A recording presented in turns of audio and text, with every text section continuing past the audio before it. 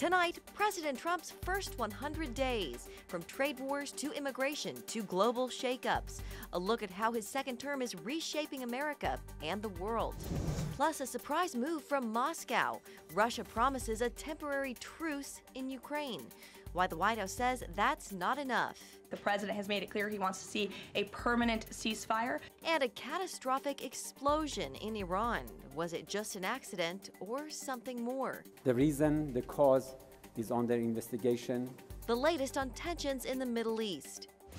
Plus, with nuclear threats rising worldwide, the U.S. may be falling behind. We are hoping that nobody notices that we haven't done a whole lot with our nuclear deterrent. What experts say needs to happen before it's too late. All this and more tonight on Faith Nation.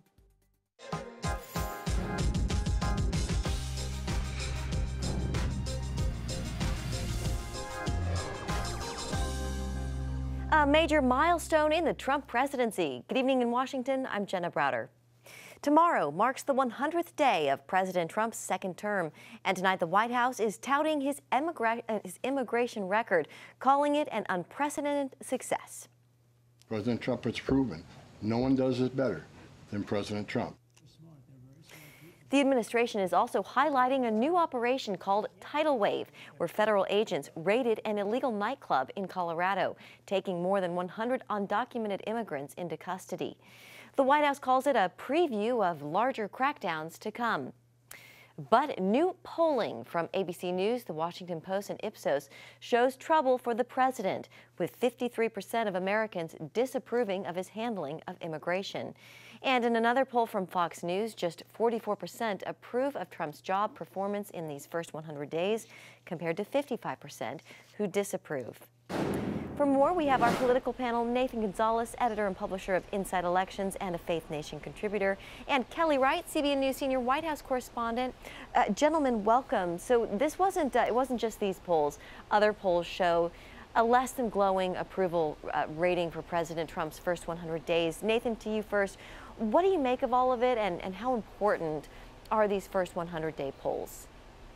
Well, the trend is pretty clear. It's not just any single poll. It's multiple polls showing directionally that the president is losing approval as he has in these first few months in office. And beneath the surface, it's even a little more troubling for President Trump. I dug into the Fox News poll, and the only issue that they tested where his approval rating was higher than his disapproval rating was border security. That's understandable based on the changes or improvements that have been made there, but on immigration, the economy, inflation, tariffs, foreign policy, taxes, even guns, his disapproval rating is higher than his approval rating. And so that can be a hard trend. Once you get on this sort of decline, it can be hard to pull out of it. And the good news for Trump and Republicans is that there's not an election coming up over in the next few months, that it's not till next year, but how long will it take to correct this slide in his approval rating is going to be something to watch. Yeah. Kelly, the president was railing on Truth Social, writing, these people should be investigated for election fraud, and add in the Fox News pollsters while you're at it. What's your sense there at the White House, Kelly? How worried are they about these numbers? I don't think there's any real worry. I think there's inside thinking that perhaps they have not been able to get their message out, or they feel that the fake news media, as the president likes to say, is being unfair to him, and even looking at the polls, as he stated on Truth Social, that they're fake polls. Look, the bottom line is that many American people, they're being hurt in their pocketbooks, they're being hurt at home. The economy is not faring well for many Americans who are reeling from the tariffs, and so with all of this going on, there's also the messaging factor, and how is this White House putting out the right type of message? The president did say that there would be some temporary pain in order to get to that place called gain, but no one has seen that. There are 18 nations, according to White House Press Secretary Caroline Leavitt, who are standing in line to deal with the United States this week on fair trade and reciprocal trade. All of that's very important. It's going to take a while to get through the tariff situation, especially given what China has been doing and being retaliatory. But a lot of people are saying they want to put their trust in this president but they also want the president to put trust in them as well. So it's a two-way street. I think this White House is looking at everything and analyzing it. And the question is, will President Trump make some concessions as he goes along with his plan for tariffs? Keep in mind, it's until July with that temporary pause, and we'll see what happens in the results of that. But I don't think they're worried. I think they're looking at their messaging and how they get their message across to the American people so that they really understand and feel what this president is trying to do. Yeah, Nathan, Jenna, yeah, go ahead. And I will add that there really isn't a reason for the White House to panic right now, because they're not facing voters anytime soon. But where the tension is going to come is with Republicans on Capitol Hill, who are going to face voters in the midterm elections, because historically, the midterm elections are a referendum on the job the president is doing, but voters can't vote against the president in a midterm, so they often take it out on his party, and that is where the tension is going to be coming over the next year plus. So here's something else to keep in mind with that, though. The president is thinking long term. He believes the tariffs long term will benefit the American people, and particularly Main Street America. He has relief packages in place for farmers. So thinking long terms, that's how this president is thinking right now. Will America catch up with his vision? That remains to be seen, but you talked about border security, and right behind me is a clear example of that. If you don't mind, Jenna, you can see that these are people who have been arrested. They're illegal immigrants who have come to this country committing crimes. 139,000 of them have been arrested and deported by ICE and Department of Homeland Security as a result of the offenses that they brought to this country. And the president has been #1 on deportation as well as #1 on border security. There are 700,000 legal immigrants who are criminals, and Tom Homan, the border czar, and the president of the United States wants to get rid of all of them. Yeah. Nathan, I want to ask you, as we move on from these 100 days, these first 100 days, what are you watching for, or maybe even anticipating from this administration? Well, what role is the administration, the president, going to play in the reconciliation bill that we've talked about on many shows before, that is going to come up? They passed the framework for those conversations or discussions. I'm also watching to see whether the president is going to propose raising taxes on some of the wealthiest Americans. I mean, that is one of the most anti-Republican things you could even consider, but it's clearly being talked about at least at some level. And so to what extent will Trump go outside the box, outside the Republican box, to do what he thinks is right for the economy, and what are the ramifications of that both inside and outside the party? Okay. Nathan and Kelly, thank you both. Sure. Thank you. Well, one promise that remains unfulfilled is ending the war in Ukraine, though Secretary of State Marco Rubio calls this an important week in terms of negotiations. Russia has announced a short-term ceasefire next month, while President Trump and his team continue to push for a more permanent peace deal. CBN's Michelle London joins us now with the latest on that. London? Well, Jenna, this morning the Kremlin did declare a 3-day ceasefire to begin May 8th as part of Russia's Victory Day celebrations marking the defeat of Nazi Germany. Still today, White House Press Secretary Caroline Leavitt said President Trump is growing increasingly frustrated with the leaders of both countries. Take a listen. The president has made it clear he wants to see a permanent ceasefire, first to stop the killing, stop the bloodshed. And while he remains optimistic he can strike a deal, he's also being realistic as well. Early Sunday, Russia launched sweeping airstrikes across Ukraine, which caused Trump to express doubt that Putin really desires to end the more than 3-year-old war.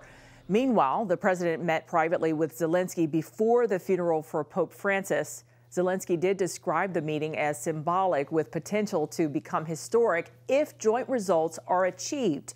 Still, he says Russia shows no signs of preparing for peace. At the cost of significant losses, the Russians are trying to advance. And every day of such battles at the front proves that Russia is really trying to deceive the world, to deceive America and others, and to further prolong this war. Meanwhile, today, Putin thanked his country's top leaders for their contributions to fighting in Ukraine. Speaking with lawmakers, Putin said that the priority remains ensuring the fulfillment of the special military operations task and supporting Russia's armed forces. As far as the U.S. is concerned, Secretary Rubio says both Ukraine and Russia need to be grown-ups and realize they'll both have to give something up to end this war. Jenna?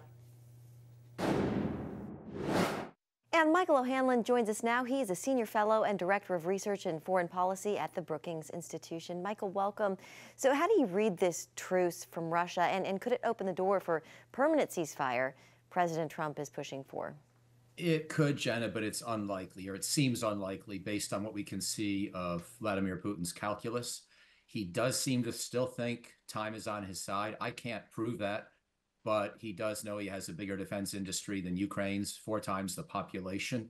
And probably he thinks he has 10 times the attention span of any of the rest of us, especially on this issue, which matters so much to him, getting as much of Ukraine as he can and making sure he dominates Ukrainian politics in the future so that Ukraine will always be closer to Russia, or at least neutral, rather than being part of the West or part of NATO.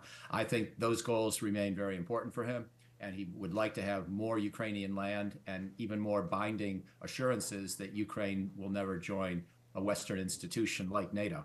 However, I could be wrong, and it's possible that Putin will at some point just decide, you know, I've got 20% of Ukraine. I sort of wanted all of it, or at least a quarter of it, but I've got a fifth of it. And the United States is acknowledging that Crimea is now mine for good. And, you know, also President Trump's perhaps willing to lift some sanctions and get us back into the economy, international economic marketplace, if we agree to a truce. And so you could imagine Putin deciding that's sort of good enough.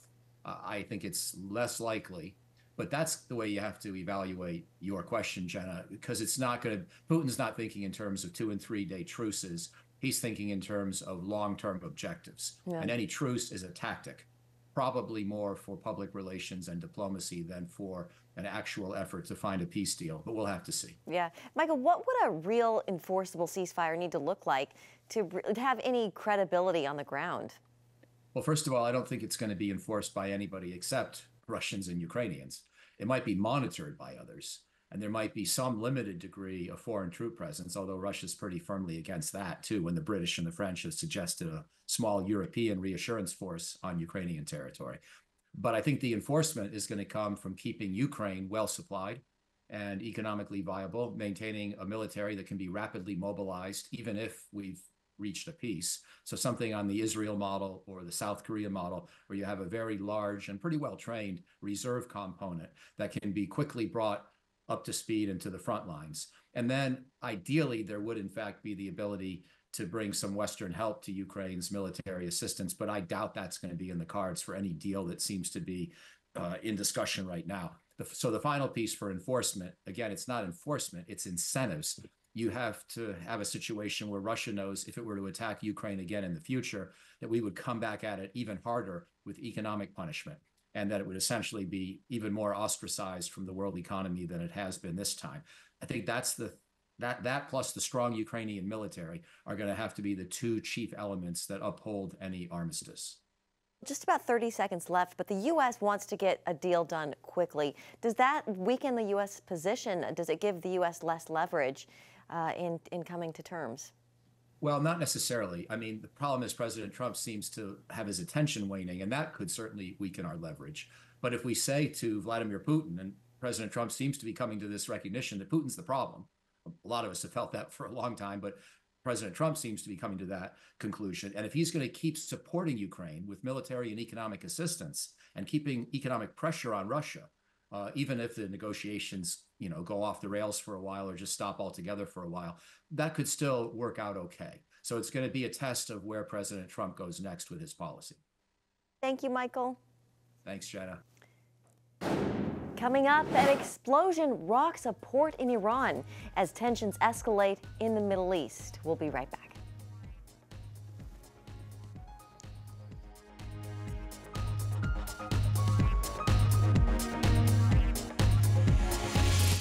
Welcome back. Iran says a fire at a southern port is finally extinguished after a massive explosion killed at least 65 people and injured more than 1,000.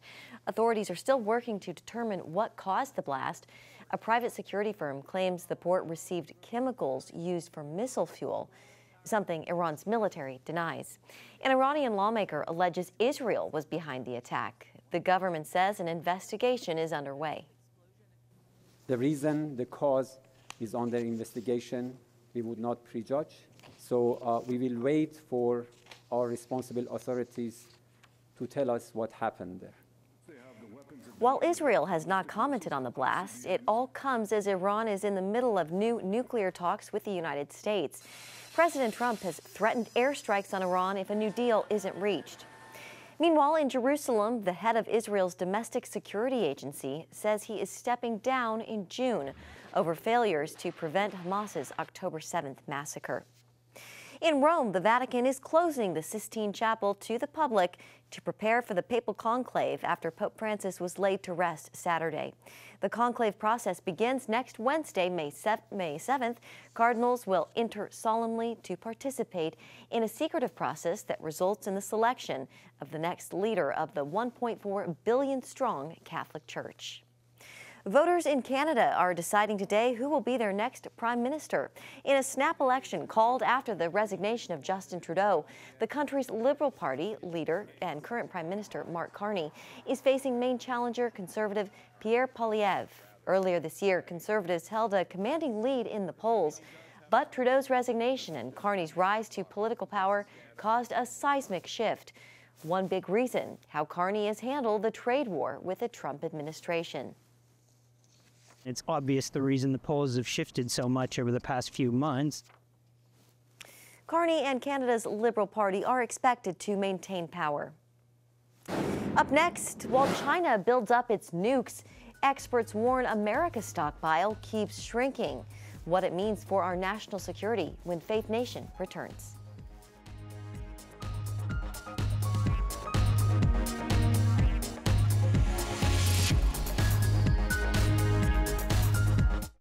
Many Americans assume that the United States remains the world's unrivaled nuclear power.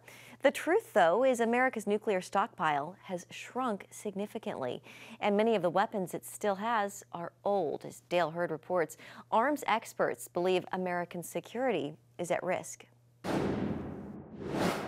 Since the end of the Cold War, the United States has dramatically reduced the number of nuclear weapons it has deployed or in storage. That arsenal today is roughly 90% smaller than at the height of the nuclear arms race with the Soviet Union. America's nuclear stockpile has fallen to levels not seen since the 1960s, while China has embarked on an unprecedented nuclear buildup. The U.S. only has about 1,700 deployed nuclear warheads, and the newest is over 35 years old. In Asia, since the 1960s, the U.S. has withdrawn its nuclear weapons from Japan, South Korea, and Taiwan. If war were to break out over Taiwan, experts fear our base in Guam could be neutralized in a Chinese first strike, and the U.S. would not be able to respond in kind. All of this requires urgent action. Frank Gaffney, the host of Securing America, served as Assistant Secretary of Defense in the Reagan administration, when a strategy of peace through strength and a nuclear arms buildup helped defeat the Soviet Union. All of that has essentially gone over the side. I can't tell you how frustrating it is to see that we are hoping that nobody notices that we haven't done a whole lot with our nuclear deterrent since I left the Pentagon. China, meanwhile, has taken a different course, tripling the size of its nuclear arsenal in just 5 years. It's now the planet's fastest growing nuclear power.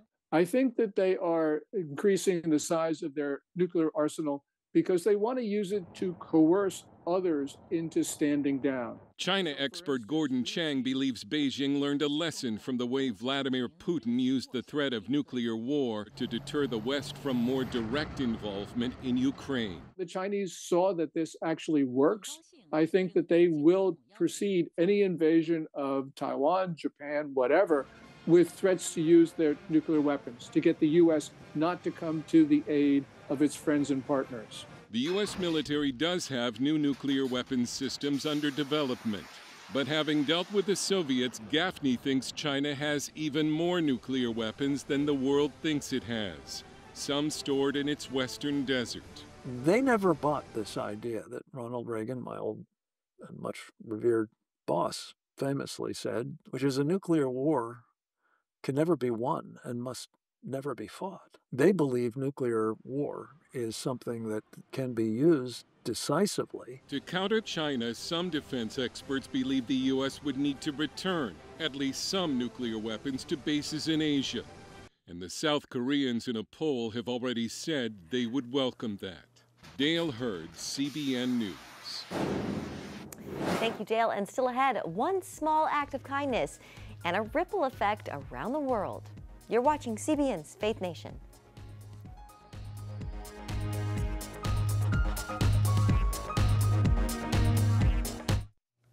The Holy Spirit and a mother is a strong thing, right? And I hear this voice say, go check on Leo and don't believe what you're going to see. And I found him, and he was blue and gray, cold, sunken in chest, blood all over his face and limp, and I just started screaming. The door opened and this father walked in and he raised his hands up to heaven and he was speaking in Arabic. He said, only God sees what's invisible, but today God has allowed me to see the invisible, my own son alive. I'm watching this and I'm thinking, like, this is his resurrected hope. Like, he had already mourned his son's death. He talked about mourning his son's death. And I thought, God is so real. I mean, God is really, really real. And that was a preview of episode 2 of CBN's new podcast, Heaven Meets Earth. You can watch or listen now on Spotify, Apple Podcasts, YouTube, the CBN Family app, or wherever you watch your favorite podcasts. All right, finally tonight, people around the globe are marking Pay It Forward Day. Celebrated each year on April 28th, the day highlights how a small act of kindness can make a big impact. The Pay It Forward Day movement started in Australia back in 2007, and it's now spread to more than 85 countries. Here stateside, one California kid is going above and beyond. If you do something kind, it'll almost spread and have like a ripple effect. For Max Racer, his mission was clear. He wanted to complete 10 acts of kindness in honor of his 10th birthday. And he did just that, from raising money for an animal shelter to building playhouses for kids with cancer.